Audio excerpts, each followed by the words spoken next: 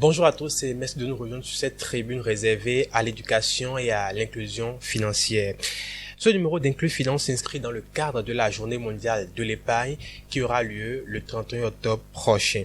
Alors, nous, l'équipe de Civ Group et de DBcom ont initié une série d'émissions sur l'épargne.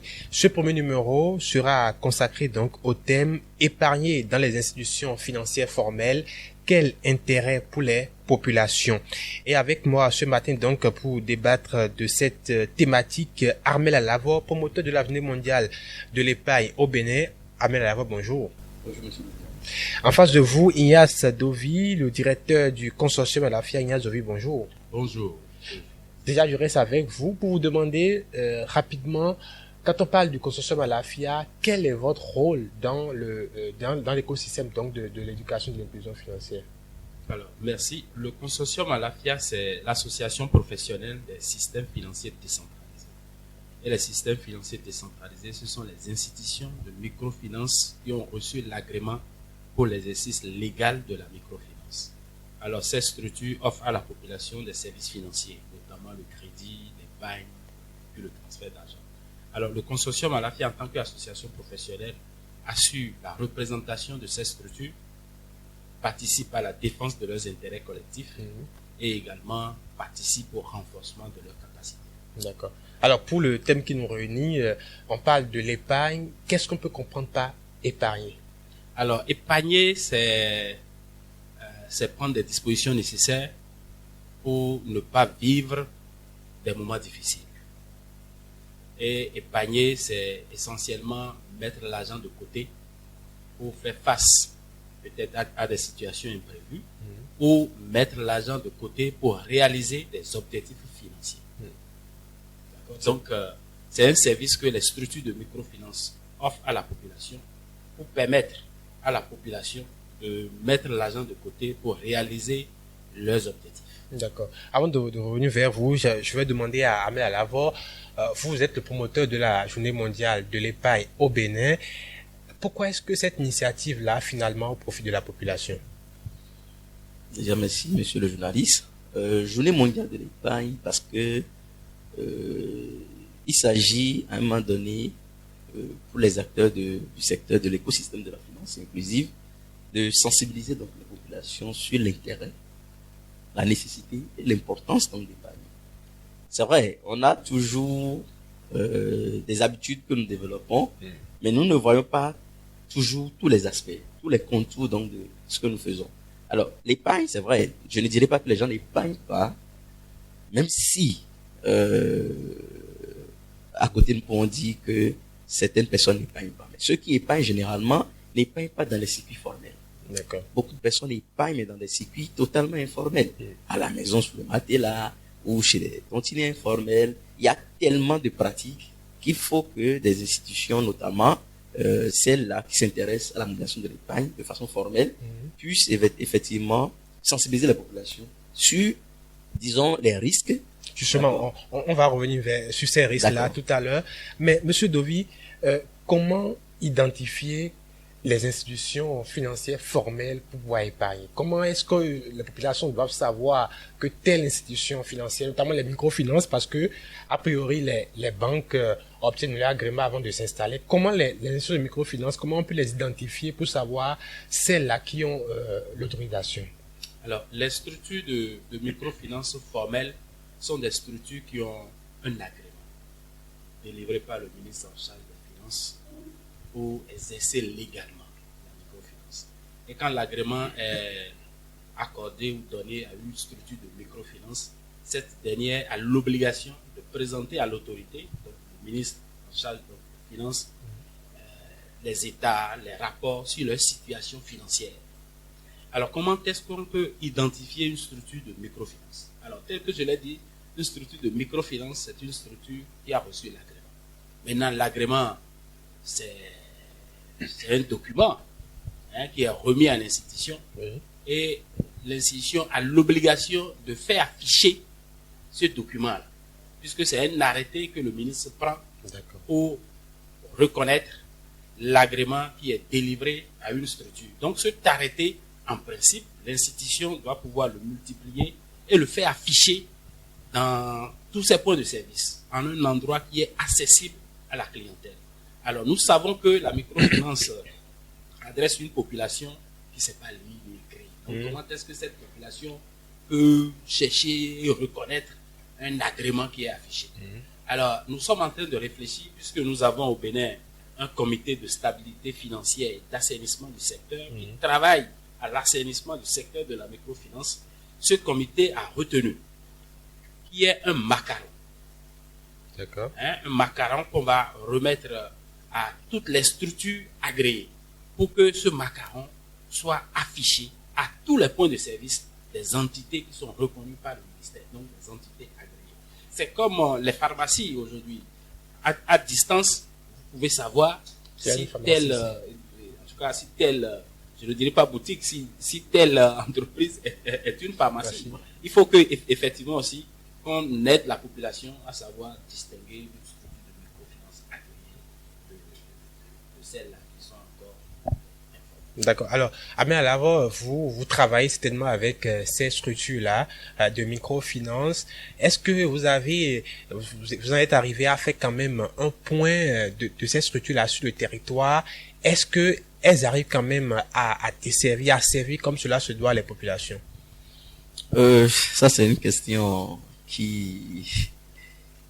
enfin, je vais répondre à la question dans tous les cas. En fait, disons que les institutions de microfinance aujourd'hui adressent une clientèle qui n'est pas forcément lettrée. C'est une clientèle qui est, si vous voulez, en fait l'éducation financière, qui a besoin d'être sensibilisée et qui a besoin d'être coachée, si vous voulez. Et donc, il y a ce volet-là d'éducation financière qui, pour moi, n'est pas encore totalement bien développé. Ce qui fait que les institutions de microfinance n'arrivent pas forcément à toucher la cible dans toute son entièreté. Il y a des aspects qui ne sont pas encore abordés et ces populations-là n'ont pas encore perçu vraiment l'intérêt pour elles d'aller vers les institutions de microfinance.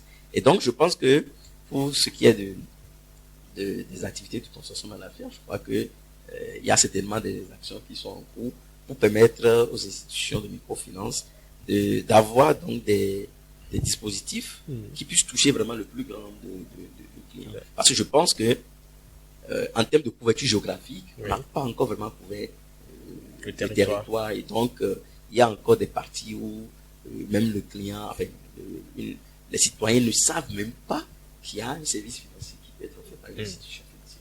D'accord. Alors, la question qu'on va aborder tout à l'heure va vous intéresser, vous deux invités, l'intérêt que la population a à épargner dans une structure financière formelle. Quels sont les avantages?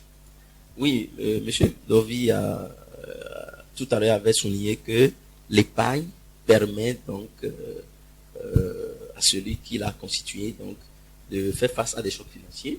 De façon pratique pour ces populations-là. Oui, quelqu'un qui épargne dans une institution financière formelle, déjà, c'est pour sécuriser ses ressources, puisqu'il y a ce que nous appelons généralement le triangle magique. En fait, c'est déjà pour sécuriser les ressources, c'est déjà pour avoir accès à son argent à tout moment, et c'est déjà pour espérer également une rentabilité, un taux d'intérêt, même si ce n'est pas forcément élevé.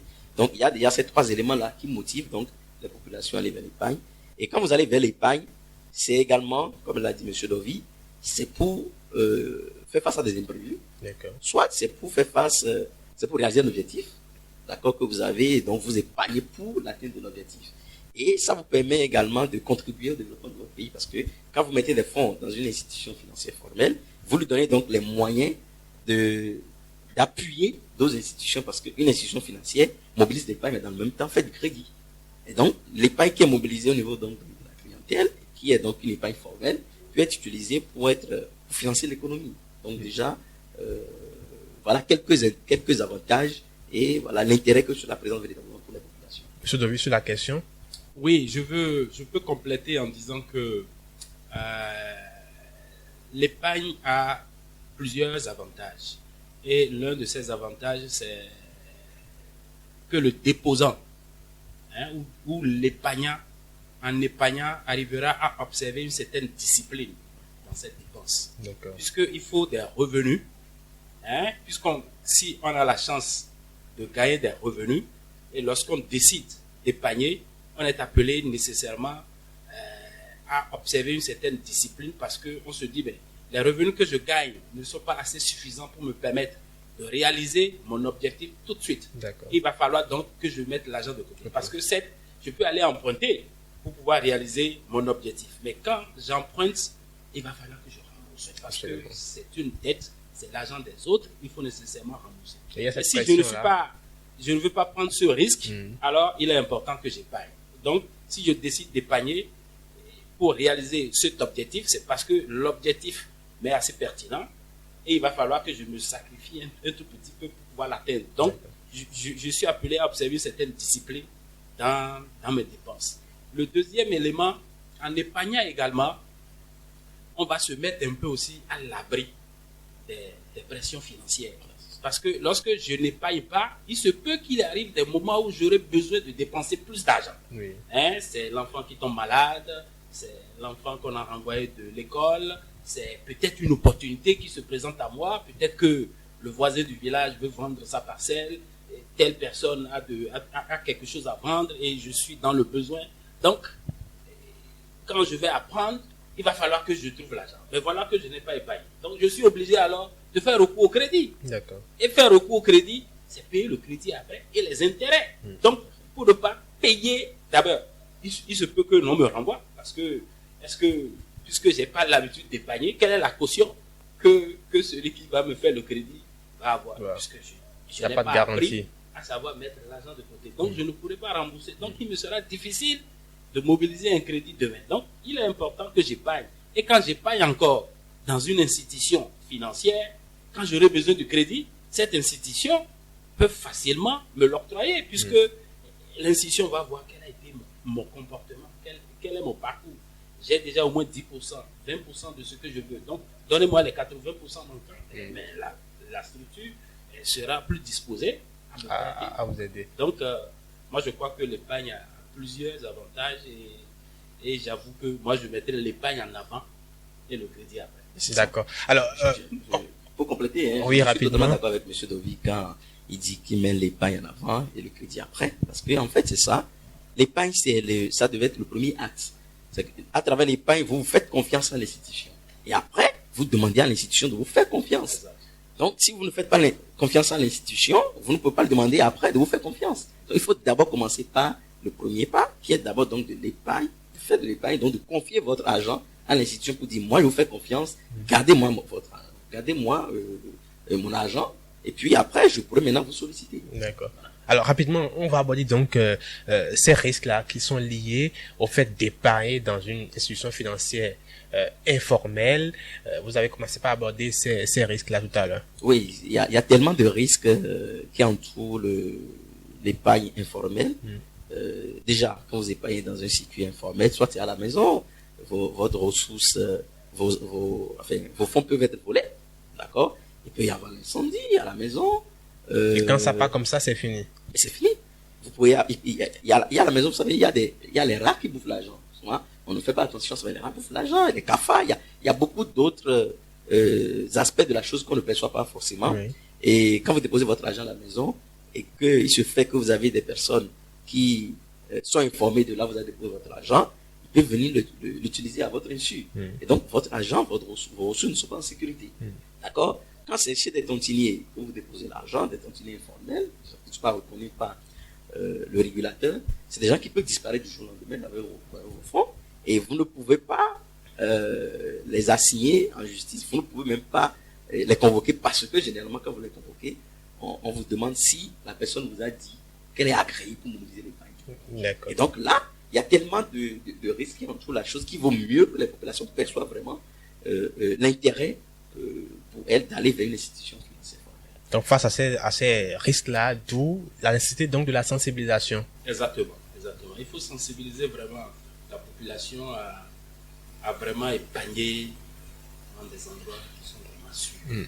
Et ces endroits, nous les connaissons, c'est les structures de microfinance agréées pour les systèmes financiers décentralisés, les banques également. Les banques également. Maintenant, s'il n'y a pas une banque à côté, s'il n'y a pas une institution de microfinance à côté, Que faut-il faire? Moi, je crois qu'il faut chercher, trouver ces endroits-là, ces institutions-là. C'est toujours mieux. Panier auprès de ces institutions. Moi, c'est toujours mieux. Je vais compléter, M. Dovi, pour dire, en dehors des systèmes financiers décentralisés, des banques, je crois qu'il y a quand même des offres au niveau de certaines compagnies d'assurance, notamment les compagnies d'assurance vie, qui proposent des offres d'épargne.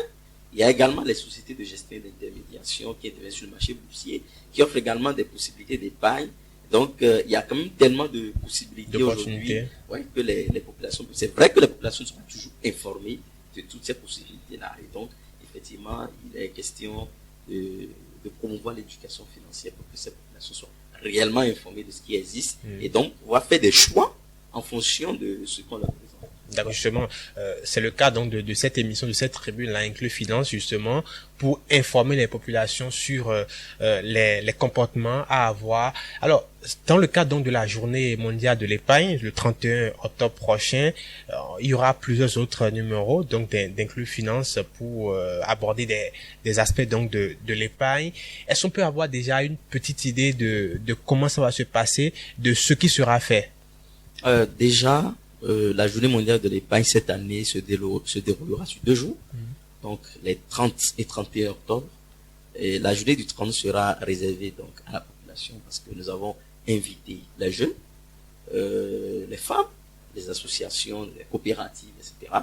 Et donc il y aura des ateliers qui vont aborder des questions d'entrepreneuriat et également aborder l'intérêt que l'épargne présente pour la population de façon générale.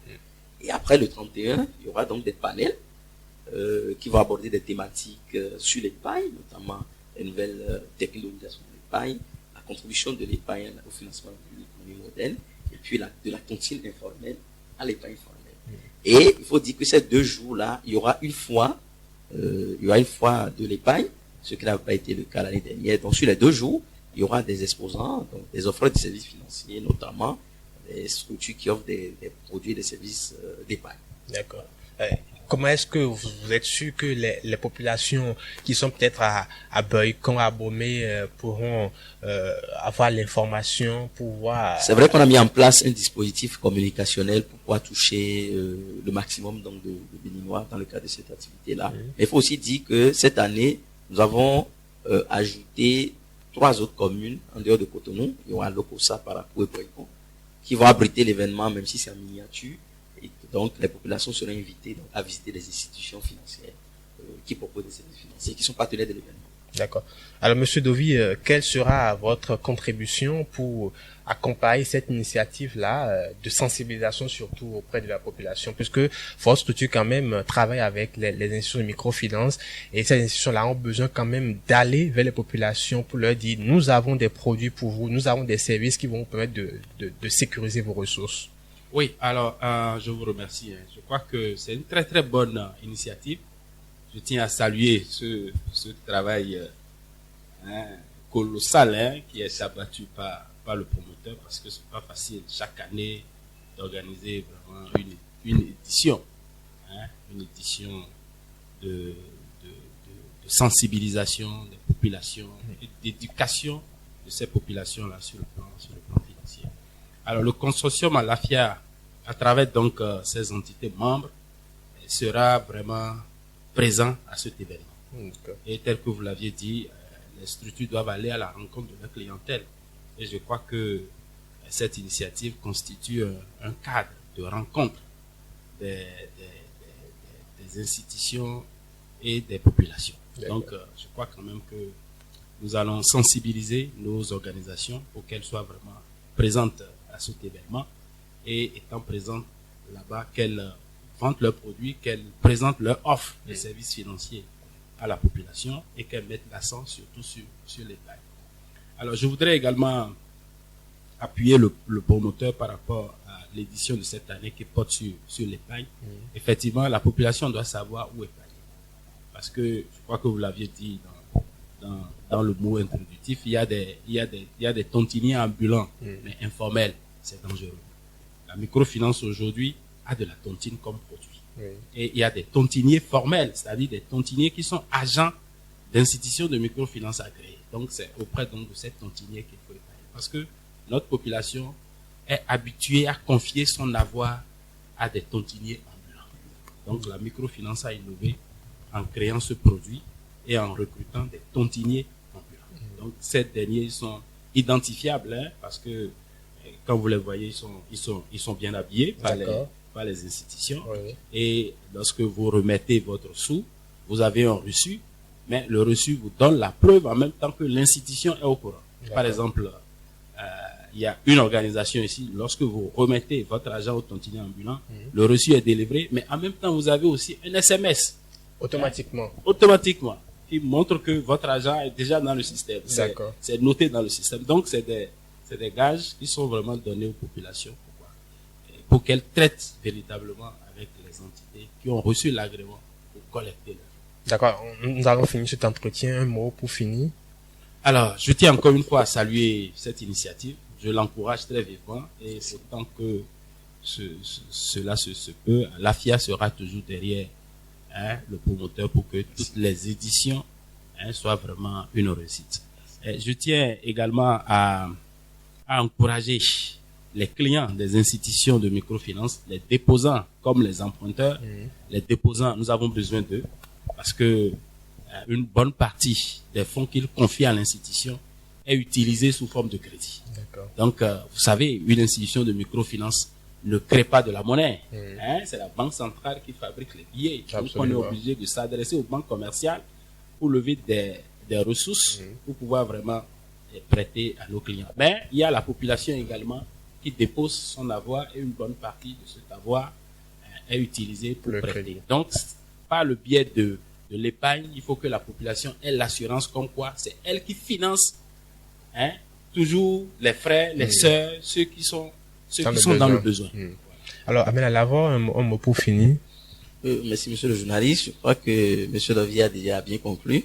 Moi, je dirais simplement que nous pensons que une inclusion financière réussie doit pouvoir se baser sur une bonne éducation financière. Et pour la journée mondiale pour l'édition 2019 de la journée mondiale de l'épargne, le thème c'est épargne, pierre angulaire de l'inclusion financière.